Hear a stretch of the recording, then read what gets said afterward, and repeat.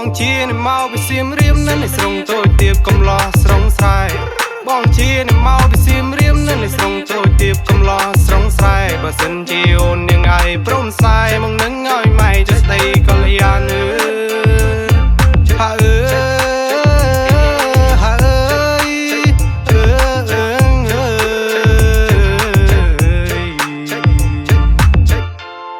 ឆ្នាំថ្មីភូមិនេះសប្បាយណាស់តែក្មេងទាំងចាស់មករំលេងកំសាន្តឆ្នាំថ្មីភូមិនេះសប្បាយណាស់តែក្មេងទាំងចាស់មករំលេងកំសាន្តកំឡោះក្រមុំរៀបចំសំខ្លួនប្រានរំលេងកំសាន្តនៅពេលរាត្រីអើយហាអើ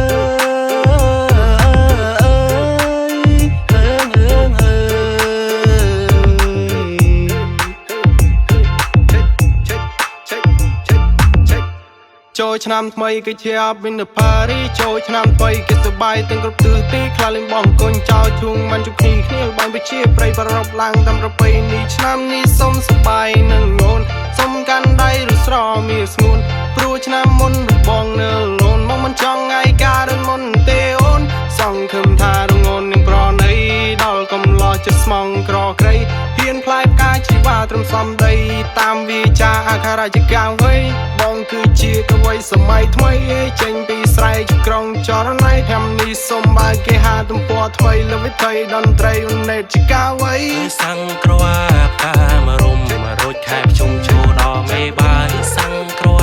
ផ្កាក្រពុំក្រពើឆោមយំបងសុនស្នេហាអើយសង្គ្រោះផ្កាមរៀងលើកដៃសំពាំងនៅមុខម៉ាក់ប៉ាសង្គ្រោះផ្កាលំអងមិនញាតូនបងពោសាធុកា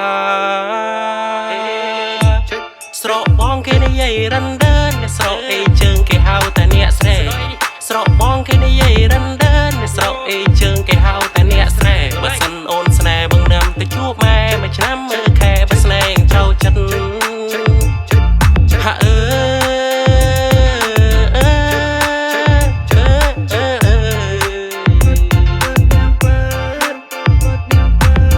បងកំឡោះទាំង3ជាកំឡោះសម័យថ្មីធ្វើមកស្រុកស្រែតាំងពីមិនដឹងក្តីផ្លាស់មកដីក្រុងដូរបងជាកាវ័យដូចព្រះអាទិត្យចាស់រាលើដែនដីថ្មីតើរូបអូនប្រណីបងទេចង់សាសងសាសនានឹងមាសមេរៀបផ្លែនរៀបហ្វ្រោជីវិតមកកំភ្លេមិនឲ្យអូនយំទេណាមក baby ចង់ឲ្យអូននេះស្គាល់ស្ដីសុងនៅក្បែរបងមិនស្គាល់ពេលថាតុងក្រោយពេលរៀបការជីវ៉ានឹងស្រណុកជាមួយនឹងទ្រព្យសម្បត្តិដែលបងរក្សាទុកលែកឡក់ញ៉ែញ៉ាក់ក៏ឲ្យស្រឡាញ់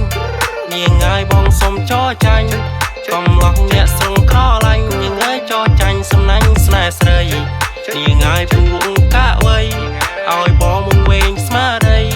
លងនឹងសម្រស់ពីស័យថាចង់បានស្រីជាគូវាសនា